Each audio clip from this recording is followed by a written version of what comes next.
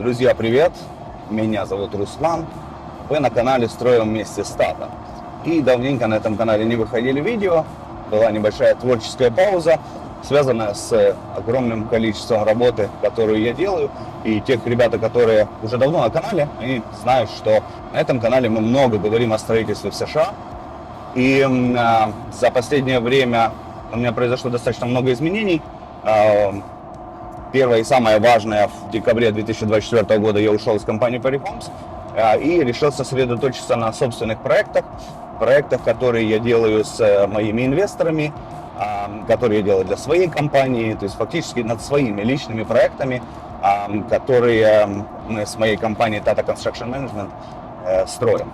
И, конечно же, когда ты переходишь с одной работы на другую, у тебя занимает какое-то время то, чтобы подготовить эти проекты, да, там, например, если это новое строительство, то надо купить участки, надо подготовить там архитектурные планы, надо, скажем, там, разработать инженерию, подать на пермиты, получить разрешение на строительство и так далее. И этот процесс достаточно длительный, он занимает время, и, соответственно, ты на какой-то момент выпадаешь, да.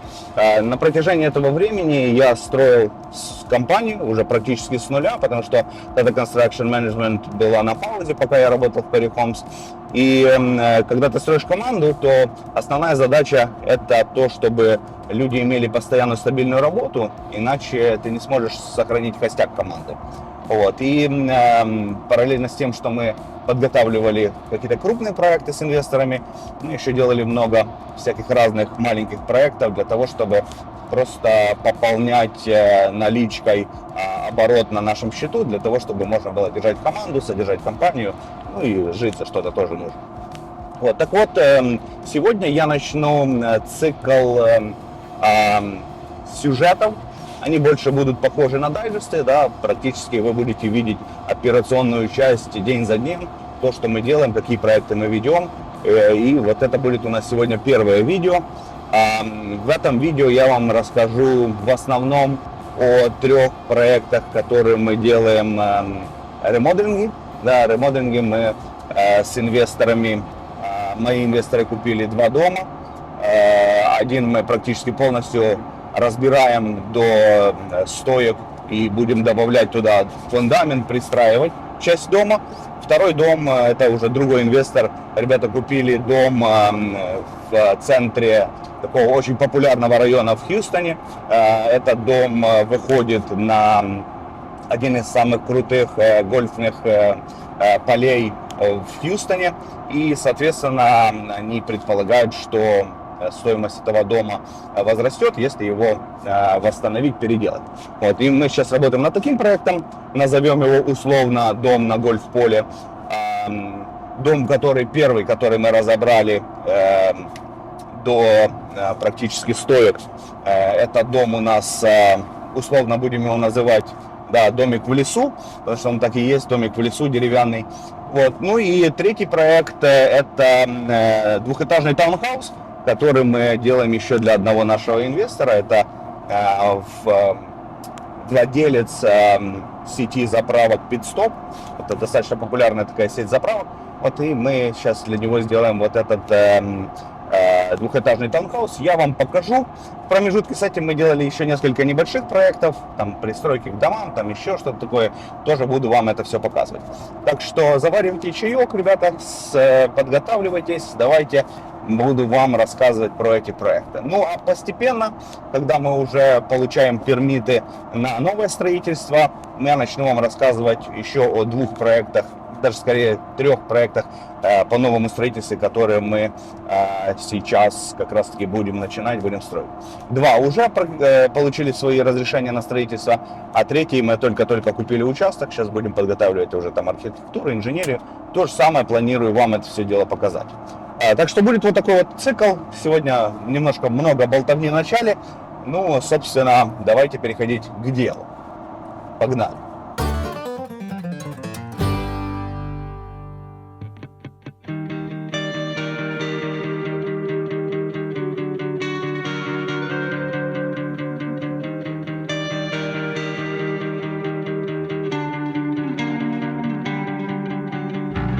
It all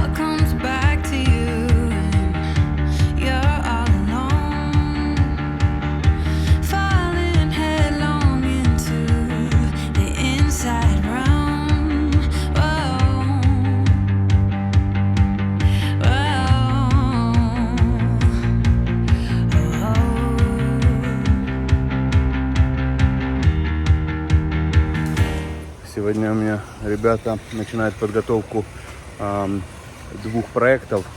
Вот, один из них это вот этот дом, который сзади меня. Это существующий дом, который внутри мы полностью разбираем. Плюс будем пристраивать вот сюда вот спереди. И там еще сзади самого дома будет там еще пристройка в 2 этажа. А вот сзади, здесь вот возле меня это пустой участок, который сейчас нам нужно сделать будет тест грунта. Для того, чтобы понимать, какой тип фундамента мы на нем будем строить. Вот. И для этого я привез сюда ребят, чтобы они пока начали расчищать кусты. Для того, чтобы автомобиль, который будет делать бурение, они будут буриться на 20, ну там от 15 до 20 футов в глубину, для того, чтобы взять тест породы. Вот. И мне надо сейчас это подготовить до среды. После того, как тест грунта будет сделан, мы отправим это инженеру, инженер нам скажет, какой тип фундамента. Мы сможем завершить уже подготовку бюджета и начать подготовку пакета документов под пермиты. Вот. Один дом, это переделка, кстати, в этом доме есть вот эта вот веранда, которую мы, вот деревянный дек разберем, зальем сюда фундамент, поставим стену, окна, и зал сюда продлится. А вот здесь вот у нас есть веранда. Эти веранды сносятся, и туда будет достраиваться еще дополнительное помещение. На первом этаже офис, и удлиняется будет кухня, а на втором этаже будет там еще продлеваться спальня и такая, ну там дополнительный гардероб и так далее. То есть добавить немножко квадратных футов. Вот, а вот этот дом, который здесь, совершенно новое строительство. Есть такой у нас участок треугольником. И вот сейчас мне надо подготовить, во-первых, чтобы они сделали пробы грунта вот здесь и где-то вот здесь, потому что дом будет в этой части стоять. И плюс, чтобы они смогли заехать сюда. А тут у нас, покажу поближе, значит, там вот такой вот деревянный дек. И как раз получается, они должны взять пробы грунта вот здесь вот, под вот этой верандой и с другой стороны. Им надо как-то туда подъехать. То есть фактически сейчас мы хотим разобрать вот этот дек. Мы сложим мусор пока что сюда временно, да, потому что сейчас еще сам проект не начинается, это только подготовительные работы, поэтому мы хотим сэкономить бюджет максимально, насколько это возможно, и чтобы лишнего пока не тратить. Разберем вот это, сложим, сделаем пробы грунта, определим тип фундамента сюда,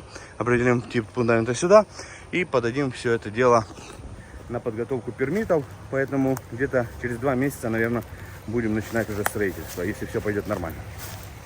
Вообще, конечно, правильнее сюда привезти бобкет с насадкой, которая вот это все дело перемолит. Но когда нет бобкета, у меня есть Володя, который все сам может перемолоть. Обходится немножко дешевле. Ну, дело в том, что проект еще не начался, да, и он у нас еще на одобрении, поэтому я не хотел бы сейчас вложить сюда там 2-3 тысячи долларов для того, чтобы почистить. И если, допустим, сейчас я могу потратить, скажем, там 500-600 долларов и просто подготовить для того, чтобы сделать вот эти, взять пробы грунта. Тем временем у нас тут проблема с инструментами. Есть у меня 2 пилы, и мы уже час с ними мучаемся, они у нас не заводятся. Уже поменяли свечи, прочистили фильтры, залили новое бензиновое масло. Они все не стартуют и не стартуют. Не знаю, в чем дело. Вроде нормальные пилы, не дешевые. Они уже намного отслужили, но сегодня что-то они отказываются у нас работать.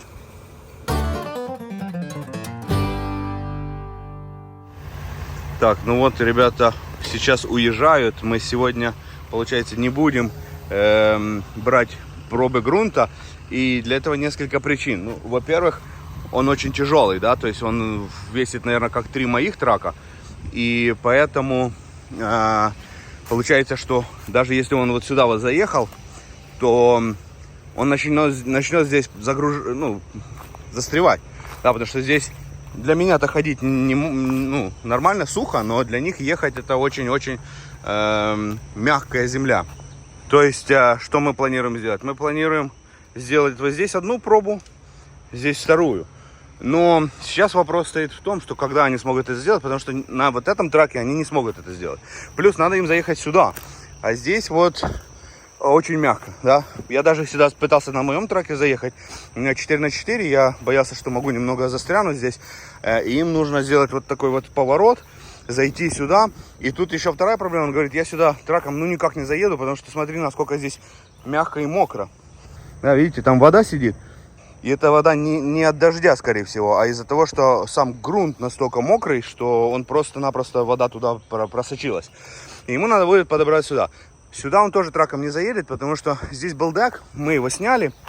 Но здесь остались такие вот столбики от этого дека.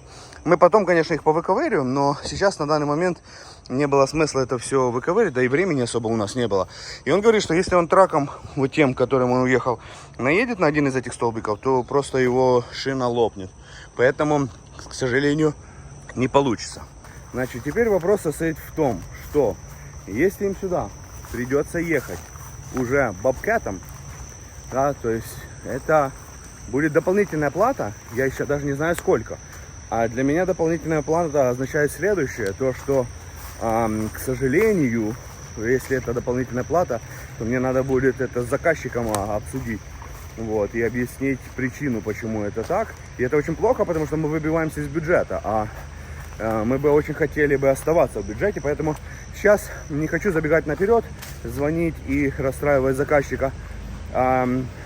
Подожду, пока офис пришлет мне цену, посмотрим, какие изменения по цене, насколько большая разница, и тогда уже обсудим этот момент. А пока что, к сожалению, мне приходится уезжать, еду на другой объект. У меня сегодня несколько объектов работают, поэтому надо ехать на другой проект.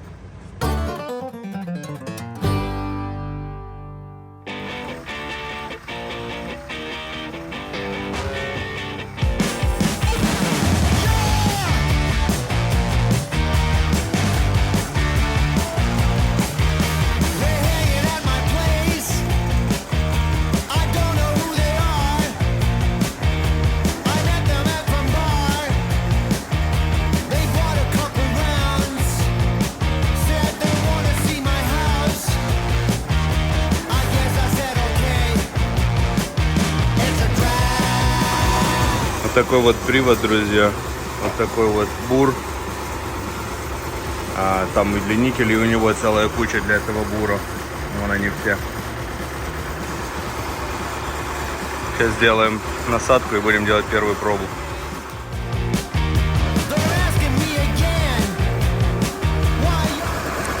Do you think you can make any closer to this?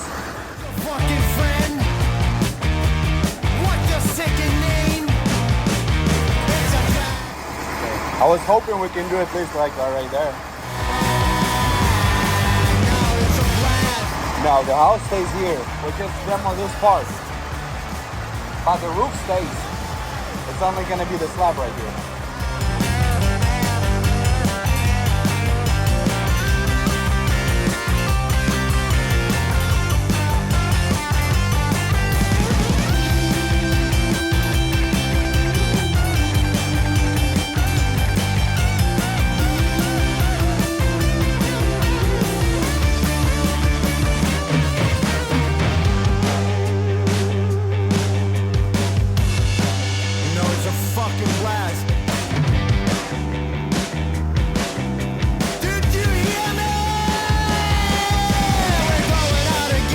Значит, да, смотрите, сейчас они пробурили первый бур. И этот первый бур, он 5 футов длиной. Сейчас они готовят вот такую вот капсулу. И в эту капсулу они заполнят образец, который там они пробурили. Вот, и потом, получается, этот образец они передадут в лабораторию. Вот так вот. Сейчас он его просто задавит туда. Пускает вниз на те же самые 5 футов. Собирает образец. Вот, в принципе, вот это вся глубина. И таких будет, нам нужно 15 футов, то есть получается еще 3 раза будут бурить, еще 3 раза вынимать. И сейчас вот эту вот капсулу, получается, они заберут и передадут ее в лабораторию.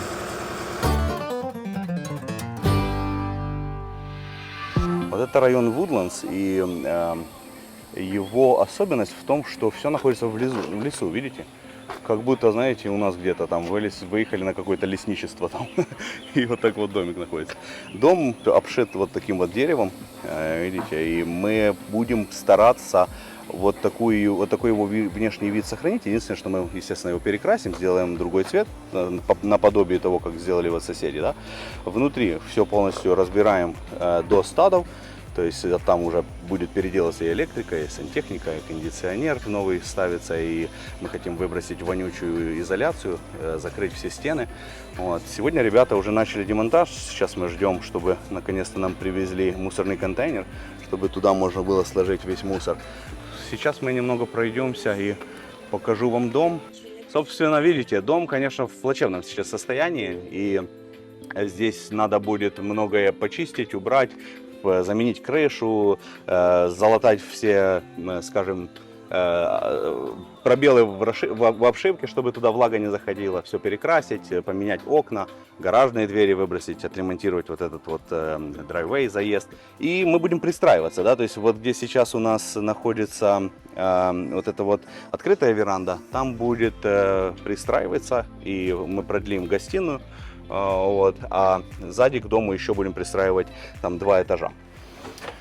Сейчас мы с вами зайдем в дом, я покажу немного, как это выглядит на данном этапе. Здесь уже начали демонтаж, разбираем. Наша задача все полностью разобрать до стоек, для того, чтобы мы увидели, что там спрятано за стенами. В общем, здесь, смотрите, есть некоторые вот такие вот простенки, которые нам уже больше не нужны. Мы их снимаем. Будем здесь переделывать кондиционер. Видите, ломать не стоит. Ломаем мы хорошо, быстро и качественно.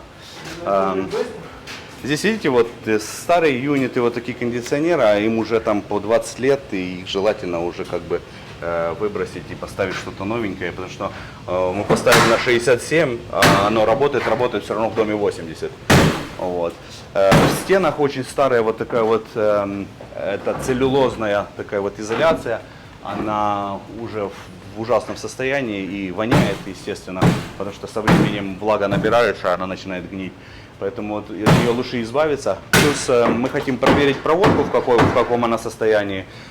Тут уже владелец как бы проявил инициативу, начал делать сантехнику, которую мы в итоге все равно выбросим. Вот. Сейчас пойдем на 2-й этаж, покажу вам там. Ну и, естественно, это надо будет все осовременить, сделать здесь ремонт. И наш заказчик планирует здесь какое-то время даже сам пожить, прежде чем продавать. Вот. Видите, мы здесь прошлись крестиками, отметили те стены, где надо разбирать гипсокартон, те стены, которые надо снимать. И вот сейчас мы некоторые вещи будем перепроверять, потому что нам надо понимать, как здесь идет раскладка по вот этим вот лагам. Да? Вот ребята разбирают стену, и нам нужно было понимать, она несущая или не несущая. Мы открыли потолок, естественно, с чердака посмотрели, видим, что она продлевается вот туда.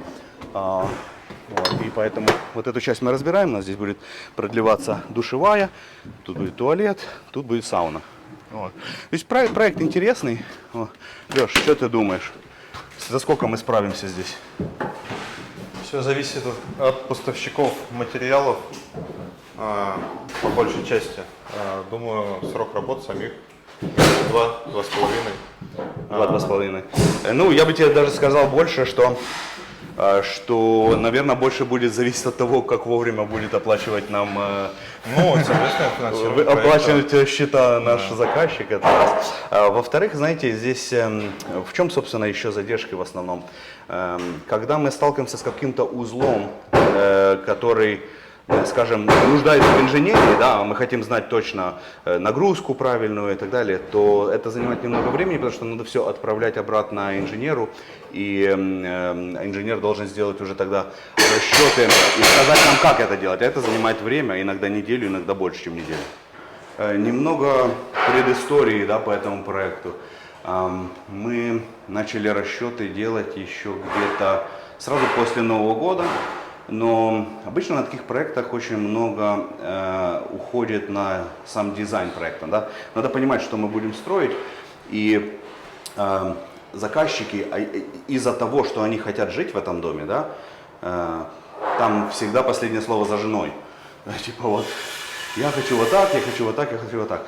И потом, естественно, кто подрядчики, которые, да, строят, ремонты делают и так далее, вы точно меня поддержите сейчас в этом, то что они всегда говорят, что мы хотим построить, потом приезжает генеральный подрядчик и говорит, не-а. Вот этого не построить. Точно та же здесь история была. То есть мы, когда приехали на этот проект, то здесь, кстати, очень жарко. Я вот сейчас прошел, немного окно открыл, потому что стены начинают разбирать, кондиционер вроде как работает, но воздух прям здесь хоть дует или нет? Я не знаю, наверное, не дует. Вот, и, короче, что я хотел сказать? Да, то есть они, получается так, мы хотим построить вот это, вот это, вот это, вот это, и у нас есть 150 тысяч на это. Я говорю, нет, ребята, вы не строите вот это, не строите это, не строите это, и стоить будет 230 тысяч.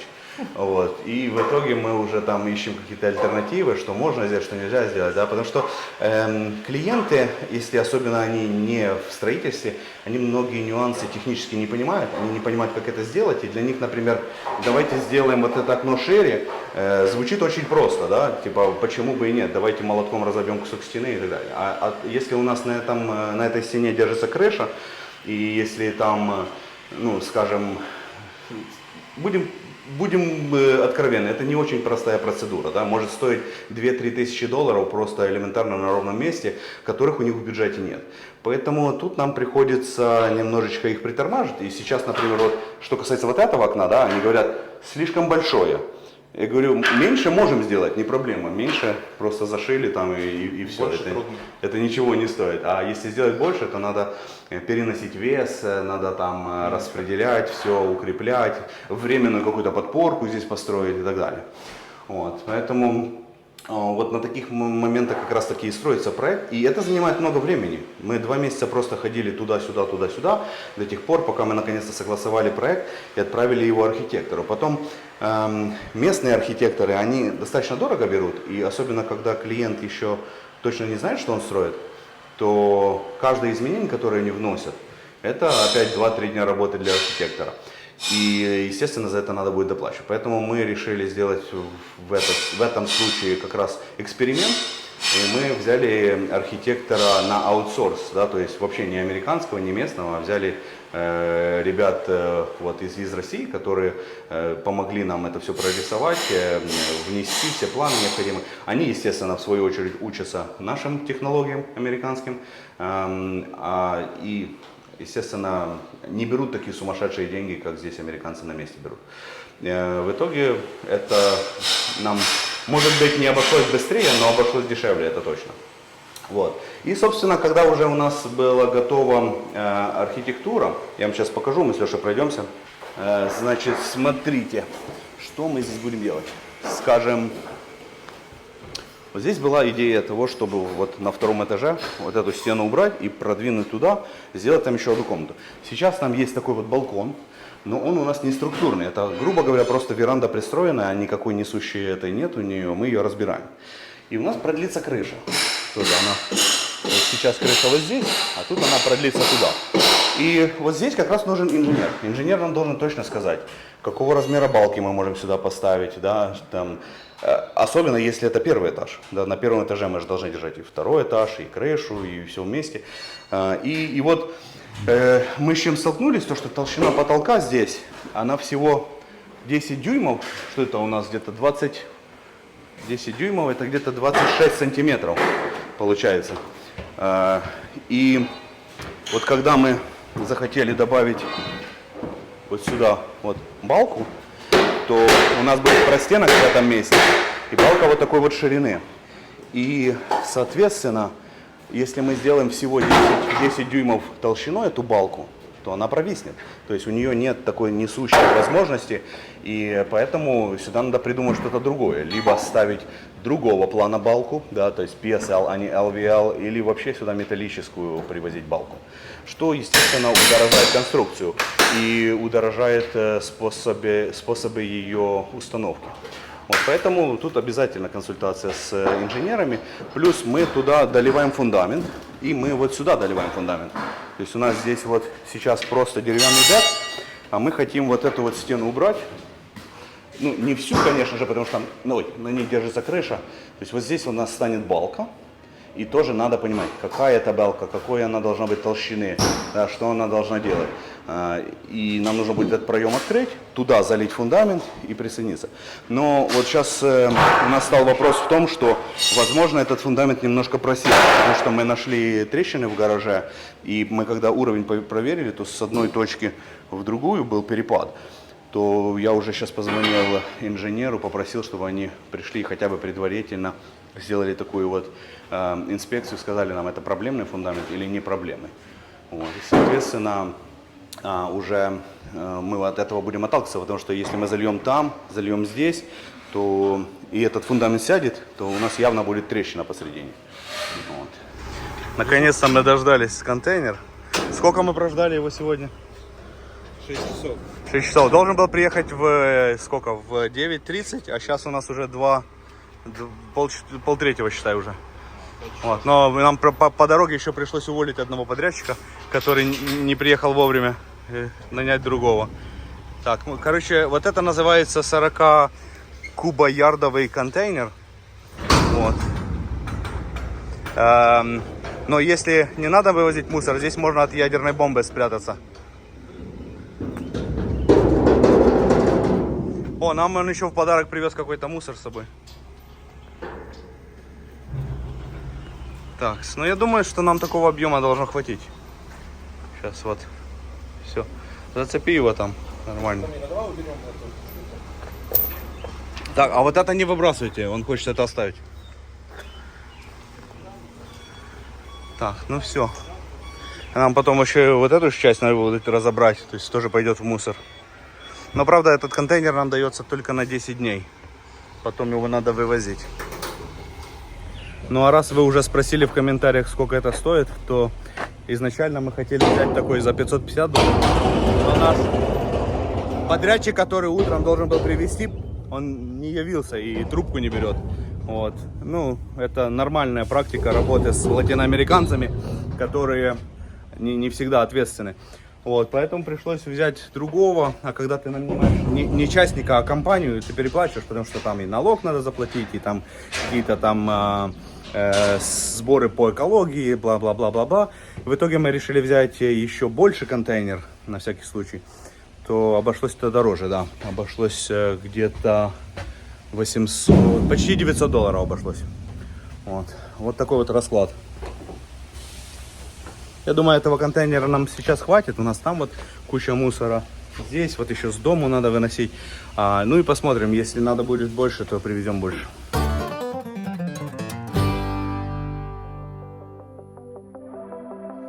Trying to impress me, pulling out all the stops, making my head dizzy when you tell me what you want. I just wanted you. Ребят, вернулся я на проект, где работают мои ребята. Разбираю здесь первую фазу демонтажа. Сейчас зайдем, посмотрим, что сделали. Они уже загрузили большой контейнер на целых 40 кубических ярдов. Много всего уже сделали, но еще много всего и осталось. Ну, фактически это второй день работы. Вот, завтра уже будет подготовительный. Так, вот он домик, вот он контейнер. Контейнер высокий. Я даже сам рукой вот до верха не могу достать. Видите, как он высокий. Выше человека в припрыжку. Вон ребята лупят. Видите, сделать демонтаж. Им легче скидывать сюда, а потом уже перекидывать в контейнер. Но контейнер уже полный, я заказал его вывоз. Вот, а мы сейчас с вами быстро пройдемся, посмотрим, что здесь сделали и что нам еще надо сделать. Значит, ну, во-первых, вынимают всю изоляцию из стен. Да, то есть это тоже занимает время, потому что она здесь прилипла вся. Вот, видите, сколько ее. Потом ее в мешки и на вынос. Но здесь уже все почистили. Все, теперь мы уже точно видим, да, где мы снимаем стену. Потом проводку здесь надо будет отсоединить, соответственно, кондиционеры вот эти все отсоединить полностью и перепровести по-новому. Вот. Поэтому вот такая вот история. Так, значит, здесь тоже, видите, все уже разобрали. И теперь точно видно, да, то есть такие вещи, какие, например, вот, смотрите, здесь отсутствуют у нас гвозди. Видите, какие ошибки, надо это все ремонтировать полностью. А здесь вообще у нас отсутствует Джойс Хейнер, видите? То есть нет даже, то есть, грубо говоря, балкон у нас висит в воздухе, вот на гвоздях висит. Вот, надо будет это все ремонтировать. Ну, тут у нас такая история, что мы это окно зашиваем. Здесь будет одно окно сюда, эта стена сдвигается. Здесь будет еще одно маленькое окошко. Вот этой стены не будет, туда уже пойдет офис у нас. Вот, но нужно здесь структурную балку поставить для того, чтобы у нас весь потолок вот отдержался. Значит, следующий шаг у нас будет, мы будем строить здесь еще одну стену для того, чтобы поддержать потолок. И после этого начнем разбирать вот эту часть. Ну а вот сюда зальется фундамент. То есть вот этого дека не будет, там все зальется фундамент и дом туда продлится. Но, естественно, все нужно делать по фазам, да. Мы не хотим разбирать стену до тех пор, пока здесь не залит фундамент. Правильно, поэтому сейчас у нас такая первая часть демонтажа. Мы еще даже не отключаем кондиционеры, они все равно работают, слабо, но работают. Но это помогает ребятам, хотя бы немножечко, знаешь, освежить, потому что очень жарко здесь. Вот здесь у нас, опять же, видите, это постирочная. Вот эти все вещи мы переносим, меняем местами. Здесь будет холодильник, здесь будет стиралка, здесь будет сушка, тут будет умывальник. Какие-то вещи останутся, какие-то выбросятся. Окна, естественно, выбрасываются. В гараже, значит, в гараже у нас... мы заметили вчера, что здесь вот такие вот трещины пошли по полу. Ну и я вызвал... ребят, которые работают на компании «Инженер», которая нам делала разработку нашего фундамента, то есть пристройки фундамента, не вот этого конкретно, а самой пристройки, которую мы пристраиваем. Вот, и они приехали, посмотрели, и что они говорят? Они говорят, что визуально это похоже на так называемые hydration cracks, то есть это когда, скажем, бетон высыхает, он, естественно, набирает прочности, стягивается, и в некоторых местах проходятся вот такие вот, типа, косметические трещины. Она, конечно, достаточно глубокая, но она не идет глубоко туда внутрь, и нет никакого смещения. То есть они есть, со временем появляются, тем более, что этому фундаменту уже 40 лет, вот, но как бы серьезных каких-то проблем дому они не придают. То есть, грубо говоря, это косметика. Вот. И видно просто, как она вздулась еще во время того, как они заливали. Вот. И здесь жильцы, которые жили в этом доме, они долили дополнительно бетон. Поэтому мы сейчас пока принимаем решение, снимать его, не снимать, оставить, что у них здесь была типа жилая комната. Вот, ну и, в общем, смотрите, здесь тоже уже все поразбирали, уже как бы все видно, какие трубы мы будем переносить, какие менять, где у нас здесь есть нарушения, где у нас есть разрезанные, вот видите, да, разрывы вот эти все, это все надо соединять, потому что так нельзя оставлять. То есть наша задача не просто сделать ремонт, а привести его в соответствии к строительному коду и сделать это все правильно. Ну, как видите, ребята уже достаточно неплохую работу сделали за один день, в принципе, молодцы. А тут на втором этаже у нас главный бригадир Любомир. Все выносит, все снимает, ломает. Да, красота. До красоти тут ще як до неба рачки. О, видите, какая изоляция. Вот это все дело надо. Видите, она, во-первых, просела. Ее надо все вынимать. И просто менять на новую. Плюс мы видим здесь, да, везде, где протечки, да, то есть этот флашин надо ремонтировать. Но мы крышу будем менять, поэтому мы видим, что где как. Вот как горячий воздух из-под крыши выходит. Пока закроем. Вот. Ну, мы сейчас все наружные стены полностью открываем, для того, чтобы изоляцию выбросить, потому что она с возрастом начинает очень вонять какой-то сыростью, гнилью, знаете, неприятный запах. Вот, ну, еще вот эти все стены предстоит снять, то есть еще работы хватает. Здесь тоже уже достаточно сделали, вот, можно уже проходить. Тут у нас будет перепланировка, мы вот сюда будем, мы вот туда вот продвигаемся, да, то есть нам нужно будет вот этот туалет перенести сюда. И здесь у нас будет новый туалет, вот сюда стенка продлится и сюда завернется. То есть, грубо говоря, вот этой стенки не будет у нас, уберется. сюда продлится, здесь будет туалет. А здесь будет просто проход, то есть, да, здесь не будет уже стены. И вот в этой части мы хотим поставить сауну. Да, сюда мы привезем сауну, соберем. Я сегодня встретился с электриками, с сантехниками, обсудили с ними план работы. Они говорят, что такого плана сауны даже не требует 240 или 220 вольт, а достаточно поставить обычную розетку, и все будет работать. Вот. Здесь тоже уже начали разбирать, но у нас закончился контейнер, мы уже его полностью заполнили. Завтра привезут еще один, и будем уже загружать вот это вот дело. И пока на этом все, ждем пермиты, потому что двигаться дальше мы не можем, потому что структурные вещи нам должны разрешить. То есть, если сначала мы сделаем пермиты, видите, вот это тоже снимается. Когда у нас труба пошла воздушная, нам придется ее все перенести, вот, потому что здесь у нас будет душ. Вот такой вот проект, ребята. Значит, что мы планируем? Сейчас у нас первая фаза демонтажа. С того момента, как мы получим... О, кто-то разбил нам окно, смотрите. Это ребята во время демонтажа. В общем, сейчас все дело разбираем. Ждем пермита, чтобы сделать структурные вещи. И потом уже начинаем все открывать. Заводить сюда кондиционер, сантехнику, электрику, все сделаем. И будем закрывать уже стены. Когда закроем стены, уже дальше уже начнутся там чистовые работы.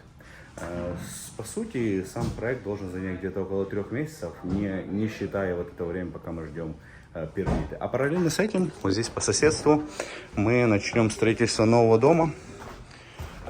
Здесь вот у нас еще один участок, вот этот вот в лесу. И мы тоже сейчас ждем разрешения на строительство и начнем его строить.